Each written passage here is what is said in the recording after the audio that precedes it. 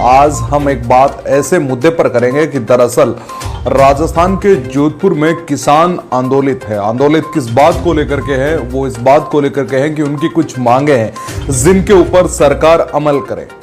लेकिन ये वीडियो मैं देर रात को शूट कर रहा हूं और इस वीडियो शूट करते समय मेरे मन में ये सवाल उठ रहे हैं कि आखिर किसान शब्द को मैं कैसे डिफेंड करूं, कैसे बताऊं कि किसान होता क्या है। सत्ता में बैठे हुए लोगों ने सबसे ज्यादा किसान का मिसयूज किया है।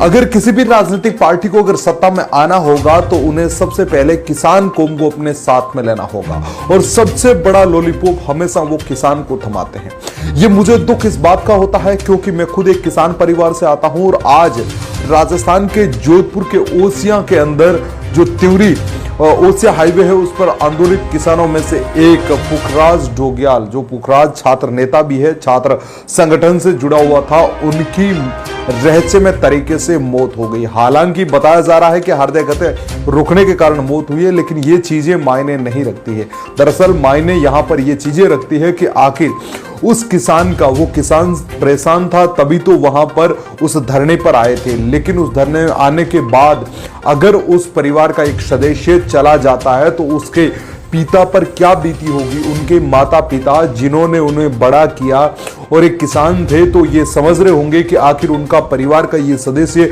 बड़ा होने के बाद उनके सामने कुछ ऐसी चीजें लेकर के आएंगे, उनके सामने कुछ ऐसी बातें उनके काम करेंगे ताकि उनका परिवार सबल हो जाएगा। और ऐसे में आज ये समझ जाइए कि उनके परिवार के सामने क्या बीत रही होगी। आप और हम में से कई सारे लोग सोशल मीडिया पर कुछ समय तक उन्हें श्रद्धांजलि देकर के उनके साथ खड़े होकर के पॉलिटिकल पार्टी है उनको भगवान उन्हें आत्मा की शांति दे, सिर्फ ये कमेंट लिखकर क्या हमारी स्थिति को हम छोड़ सकते हैं? नहीं, ये हमारी जिम्मेदारी है और हम ऐसे इस चीजों को छोड़ नहीं सकते हैं।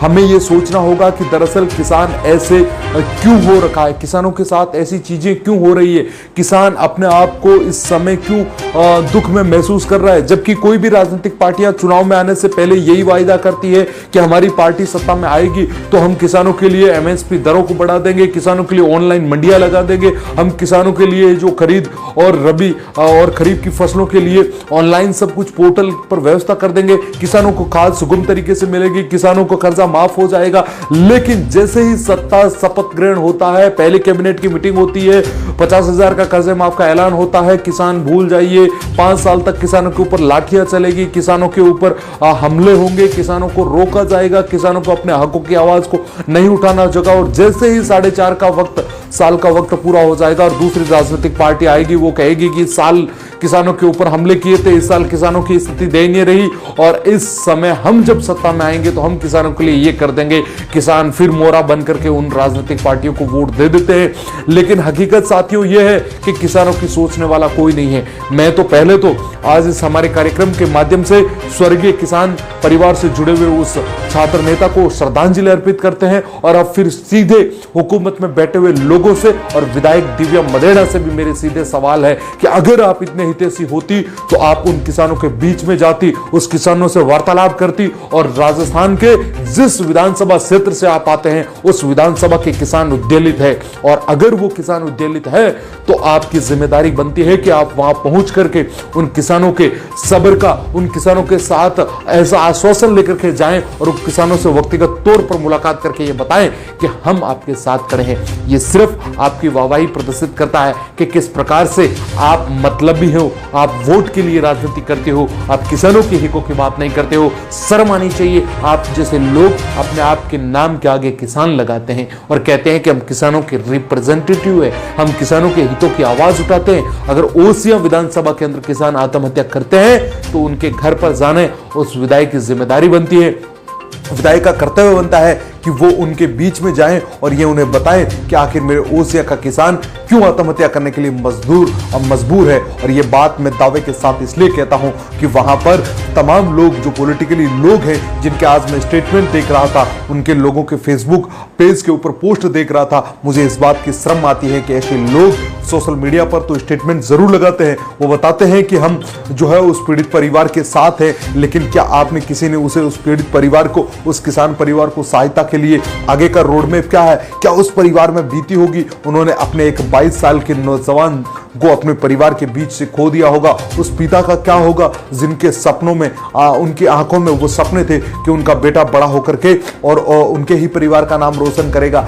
यार ये सारी चीजें कब तक सहन करेगा? क्या किसान मौन होगा? क्या किसान का मतलब ये हो गया कि आप उसे टॉर्चर करेंगे? क्या किसान का मतलब यही निकाल कर रखोगे? ये सब आप लोगों को बताने होंगे और ये सारी चीजें आप लोगों तक पहुंचानी होगी। और जब तक किसान सबल इस सब चीजों पर एकजुट नहीं होगा, आज उनके परिवार का गया होगा, कल किसके परिवार का जाएगा, कल किसानों की स्थिति क्या होगी, इस पर समय के साथ अमल नहीं किया गया होगा तो मेरा किसान इसी तरीके से पछताएगा। किसानों के लॉलीपॉप की जरूरत नहीं है, किसानों को समर्थन की जरूरत है। किसान इतने कमजोर नहीं है कि उनके कर्जे माफ कर दिए जाएं, लेकिन उनको सपोर्ट चाहिए और उनका सपोर्ट तब मिल पाएगा जब सत्ता में बैठे हुए लोग, विपक्ष में बैठे हुए लोग, उनकी भी जिम्मेदारी बनती है कि उस परिवार के साथ खड़े हो और उस परिवार के सबल दें, उस परिवार को ये बताएं और वहां पर धरने पे बैठे हुए लोगों के बीच में जाकर के उनसे पूछे कि आखिर आप क्यों धरना दे रहे हो। एक और वैश्विक महामारी से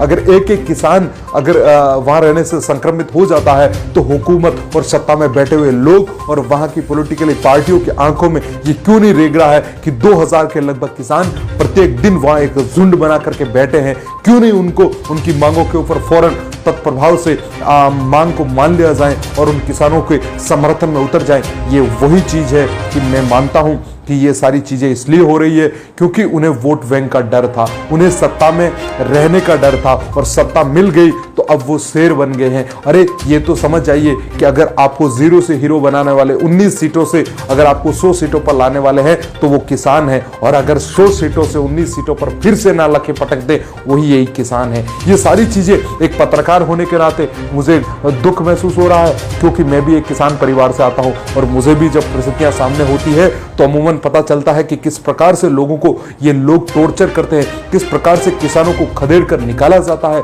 किस प्रकार से अपने घरों पर, अपने दफ्तरों पर कुत्ते बांधकर किसानों को मिलने से रोका जा रहा है। ये सारे लोग किस हेवियन, किस मानसिकता से जुड़े हुए लोग हैं? ये क्या चाहते हैं? क्या यही चाहते हैं कि सिस्टम का यही हसर हो?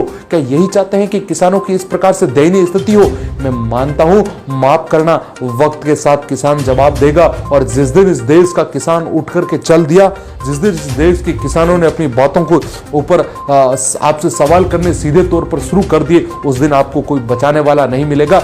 ये मेरा दावा है। ये मैं इसलिए कह रहा हूं क्योंकि मुझे इस देश के किसान के ऊपर विश्वास है, मुझे इस देश के किसान के ऊपर यकीनन मानिए हम सब लोग एक दिन से श्रद्धांजलि देकर के उस पुखराज के परिवार को सांत्वना नहीं दे सकते हैं, लेकिन उस पुखराज के परिवार को, उनके पिता को और उनके माता पिता का और जो एक बड़ा पुत्र गया है वो गड्ढा है, वो तहा जिंदगी नहीं भरा जाएगा।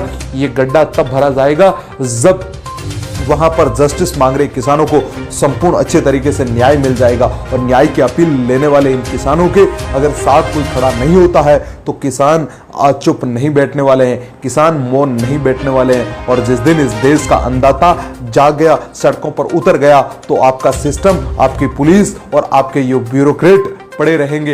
ये जो कुछ भी कर रहे हैं ये अन्नदाता के उगाए हुए अन्न को खा करके अपनी बात को रखते हैं, लेकिन ये बात भूल जाते हैं कि हमारे देश के अन्नदाता जो किसान हैं और उनके कर्ज माफी से लेकर के और एक एक अधिकारी तक।